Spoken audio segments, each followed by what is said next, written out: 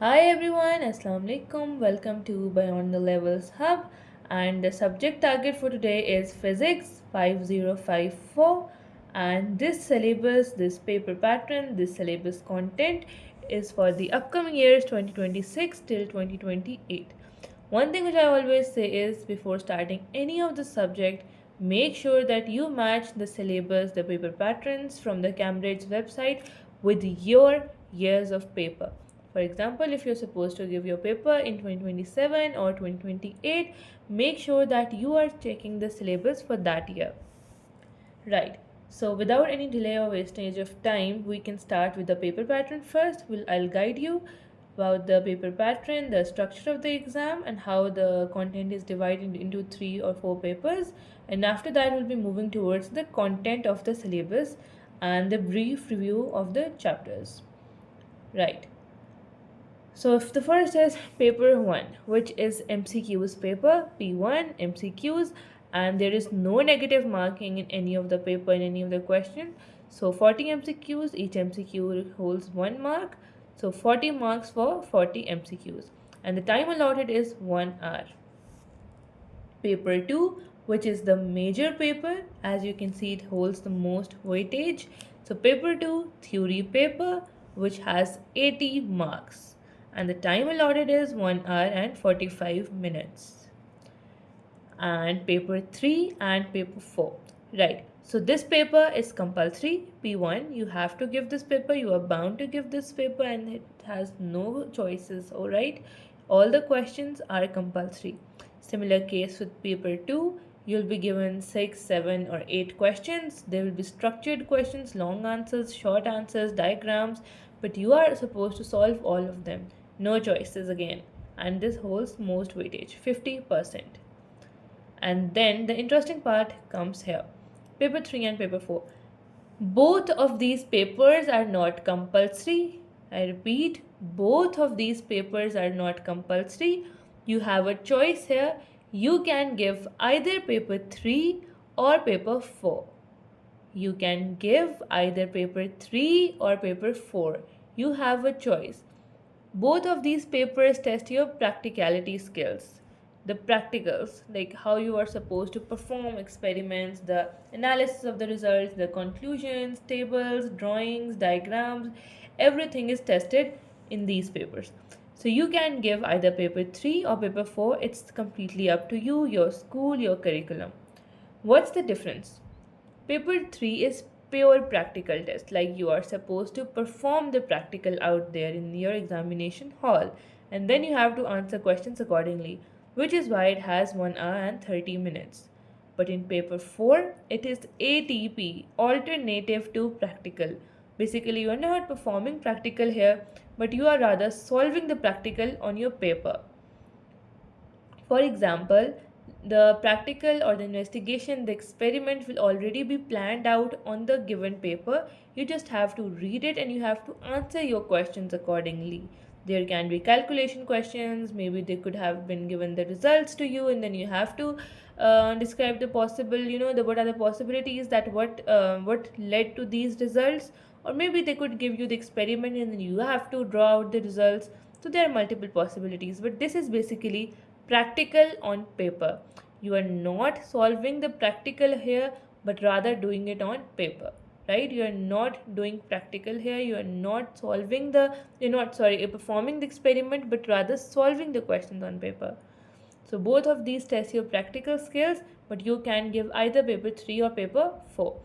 They have similar marks, 40-40, but due to this in this paper, due to because you have to perform the experiment completely, you have to set up your apparatus, you have to complete the investigation.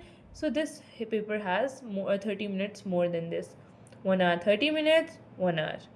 The weightage of both of these papers is definitely same because the marks are same. So this was about the paper pattern. P1 MCQs, 40 MCQs, 40 marks, 1 hour. Paper 2 theory paper, 80 marks, 1 hour and 45 minutes. Paper 3 or paper 4, both of these are practical. The practical test paper 3 or ATP paper 4, both of them hold 40 marks. Paper 3 has 1 hour 30 minutes while paper 4 has 1 hour only. with 20% weightage each. Right. So now move towards the syllabus content. Basically, you maybe you can assume that they have minimized the syllabus because previously there were multiple chapters, 10, 12, 14, 15, but now you can see there are 6 chapters only. But they haven't summarized the syllabus. Basically, they just have minimized the number of chapters. They have added they have added smaller topics into larger chapters. So more or less the topics, the syllabus is same. They just have minimized the number of chapters because in these chapters now more concepts are involved. So yeah, maybe you'll think that 6 chapters are very less, or but no, there are lots of concepts, lots of types of questions. In physics, question types is very important. So there are like very very large number of question types in each of these chapters. The first chapter is motion, forces, and energy. And in this, you will study all the physical quantities. You'll go through a term, physical quantities. You will learn its definition and what are physical quantities, examples, and then there are types, scalars, vectors, their differences, their diagrams, and also how to measure those quantities. For example, if you're talking about mass, then the teacher, or when you will studying, they'll tell you whether it is vector quantity or scalar quantity, and then they'll tell you to the measurement technique for the given quantity, measurement technique. And then forces, again, forces is a very very large topic, but they have included it in the same chapter. But forces itself is a huge chapter, and there are lots of things in the forces. There are Newton laws, there are definitions, there are questions type, there are types of forces. There is like a lot of things in the forces chapter alone. And then motion also refers to you probably have heard the terms distance, speed, time. So you'll catch distance, speed, and time. You'll catch these terms very frequently in this chapter, and then you'll also learn some new terms: displacement, acceleration, velocity, and how is it different from these? What are the differences? What are, like when distance is used, when displacement is used, when speed is used, when velocity is used. And when as I told you about the scalars and vectors, the basic difference is one of these quantities is scalar, one is vector. So when you'll be going through the differences between the two types of quantities, you'll learn about them as well. And then obviously problems related to these quantities using the given formulas. And there are mass, weight. These quantities will be discussed in this chapter too. Mass, weight, very important. The differences between the two, and then density and volume. This will also be discussed over here. It's also a very important concept over here. And in the energy, yes, energy, you'll also be discussing the momentum because it's linked to forces also. Momentum, you'll be studying momentum here. You might have not heard this word before, but it's also a separate topic. Momentum, what is it? How to solve problems for momentum? What is the formula? What are the definitions? What are the quantities involved? And you'll all be studying here because it's also linked to forces. And in the energy, it's basically, this was itself a separate chapter named energy, work, and power, but now they have merged them into the motion and forces. So here you'll be studying obviously energy, what's the definition, how to use it, the types of energies, the formulas, and then you'll be studying two more terms with it, work and power. It's basically work, power, energy. This was the chapter previously used in the curriculum. And moving to the next chapter, yes, one more thing you'll be studying in the same chapter is pressure. I forgot about it. Pressure. Again, pressure itself was a separate topic previously, but now they have merged it into this as well.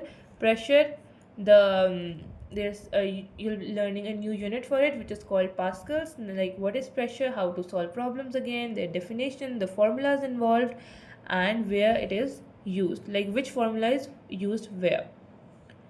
So there are like lots of small topics which are all combined in the first chapter. This will be your basis of the physics. And then 2, thermal physics. again, there were lots of, like, there were 4 to 5 separate chapters involving heat energy and kinetic particle model of matter, solids, liquids, gases, their structure. All like this, there used to be separately 3 to 4 chapters, but now they have merged them all under the heading of thermal physics. First thing which you'll be learning here is particle model of matter. You probably have heard this before. What is it, and how you can define it, how you can like what was that? States of matter. Sorry, I forgot. States of matter. In particle model of matter, you'll be discussing the 3 states of matter, what are the properties of them, and the structure of each of the matter separately. And also there will be some diagrams, some terms like absolute zero, the scales, the possible temperatures, highest possible temperatures, lowest possible temperatures, triple points, you'll be studying here. And also you'll be studying some different laws, maybe Boyle's law, Charles law, all will be coming in this thermal physics chapter. Another important topic over here will be heat capacity. It's more about the calculations. Obviously, you'll be learning definitions, but it's more regarding the calculations. Heat capacity, specific heat capacity, melting points, boiling points, evaporation, differences between evaporation and boiling, all will be here in thermal physics. So yes, again, there are some topics like melting and boiling, evaporations, kinetic particle model of matter, which will involve a lots of definition, like a numerous amount of definitions. But there are also some topics involved like heat capacity, where there will be like just a couple of definitions and a lot of calculations, a lot of numericals. Then you'll be studying, which you have studied in science before, the 3 methods of transfer of thermal energy, which is radiation, conduction, and convection. You'll be studying all of these 3 in very detail. And yes, next is waves. This is again a very crucial topic. Lots of questions come from this usually. In the waves, it's not as lengthy as these two, because it's generally considered, it was generally one chapter only previously as well. So there aren't very, like, very vast or very lengthy details, but still a good chapter to go. First, you'll start with the properties of waves, like how you can describe waves, the types of waves, longitudinal waves, transverse waves. These are the 2 basic types of waves. You'll learn their definitions, you'll learn their examples, and how you can distinguish between the two, and also then their properties accordingly. And then separately, if we talk about types of waves, you'll be studying light and sound. Light waves and sound waves in detail, like complete detail. You'll be studying other examples too, like water waves and electromagnetic waves, but these two will be in complete details. One of them is transverse, one of them is longitudinal. Now, your teacher will tell you which is which, and then you'll also be learning the differences between the two, and then you'll be studying these two separately. Their numericals will be separately too. There are lots of numerical questions in this chapter too. And in light, like, just in light, there are like numerous details, like the lenses, types of lenses, then the experiments, diffraction of light, dispersion of light. So yes, this is also a very important experimental chapter. And then you'll be learning another topic, which is electromagnetic spectrum. Electromagnetic spectrum. You'll learn which kind of waves are involved, what are the examples, what are their wavelengths, their frequencies, and like how they behave in vacuum. Can they be transferred? Whether they can travel in vacuum or not. If yes, then why? If not, then why not? And gamma rays will also be included. You'll get a basic introduction of gamma rays too over here. Similarly, for sound, there will be lots of numericals, there will be lots of questions like the speed of sound in air, and in solids and in liquids, and in which medium sound travels fastest and why, and in which medium sound travels slowest and why. So there will be lots of things over here, but rather, like, it isn't very lengthy chapter as both, but still it has lots of details. Then the next is electricity and magnetism. Again, these two used to be 2 different chapters, but now they have merged them into one single chapter. electricity and magnetism. Electromagnetism, basically, you'll start with the magnetism first. You'll be going through the basic definitions like magnets, their poles, magnetic fields, what is magnetism, the magnets uses, like an induced magnetism, how you can induce magnetism, the electromagnets, how electromagnets are made, what are their properties, what are their uses, all will be studied here in the magnetism. And then you'll be studying electricity separately first, like what are the, again there'll be some definitions: electricity, electrical charge, positive charges, negative charges, the units, coulombs, electric field, all these terms will be used here. And you'll be studying electricity in separately first, like what are the positive charges and how the electricity travels, whether it travels from positive to negative or negative to positive, what is conventional current, what are the uses, what are electrical conductors, what are insulators, how to distinguish between the two, their properties, and also followed by lots of numericals. Then you'll also study these two topics basically converged, which is called electromagnetism, which I probably have used the word induced current, induced magnetism. This word might be new for you, but you will be learning that how these two things are linked, what is the use of electricity in magnetism, how electric field and magnetic field is linked, and there'll also be numericals involving both of these quantities. So those numericals, the theory of this chapter is like easy, but some numericals, when they just give combined questions of electricity and magnetism, some of those questions, some of those numericals can be sometimes very tricky. And also there are lots of definitions in both of these chapters, so you'll be learning a lot and lots of new words in it. So yes, moving forwards towards is nuclear physics, one of the easiest and my favorite topics here. Nuclear physics, you'll start with the nuclear model of atom. How atom is, here we studied particle model of matter, you'll be here studying the model of the atom, nuclear model of the atom. Basically how atom is made, what is atom, what are the things inside atom, the structure of atom, and nucleus, the structure of nucleus, and also the definition of each of the structures of the atoms and in the nucleus also.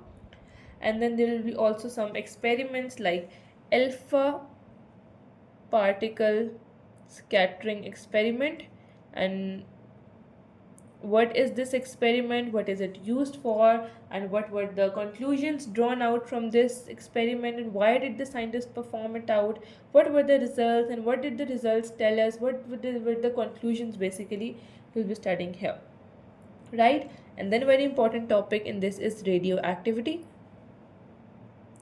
Again, there are lots of numerical questions from this topic, from the radioactivity. You'll start with some defining some basic terms, moving on to different more like complex questions involving cosmic rays, and also regarding the background radiations, the background count, there are some like radioactivity graphs as well here, which you will be studying what are those graphs, and what are the gradients of those graphs, what the graphs tell us, basically interpretation of all the radioactive graphs you should be knowing. And yes, then there are two types of reactions: fission and fusion reactions. What are the differences between the two, and what are the uses of each of them, and how to form each of them, and also possible outcomes of these experiments, because some of them, like, they are they usually involve radioactive substances, so they can be harmful too. What are the possible harms of them, what are the disadvantages, what are the advantages, and why do we do them, or why do they happen, why do they occur, all the possible reasons will be involved in this radioactivity. And also the safety precautions when you are carrying out these experiments. And yes, another important term which you'll be studying, actually that is again a completely separate topic sometimes, but it is half-life. It's also a very very crucial topic in this radioactivity. What is half-life, how do you again very important for numericals, how do you calculate half-life, what can be concluded from the given half-lives of the atoms or the elements, and how you just go with them. Yes, the last one, space physics. Most of the students love this topic, and I used to love it too when I was studying it. So you'll start with its, again, one good thing about this chapter is mostly theory. Like there are very less numericals from this. So again, if you have learned this chapter well, if you know the basic terms, their structures, their some factual things, then you're like good to go with this chapter.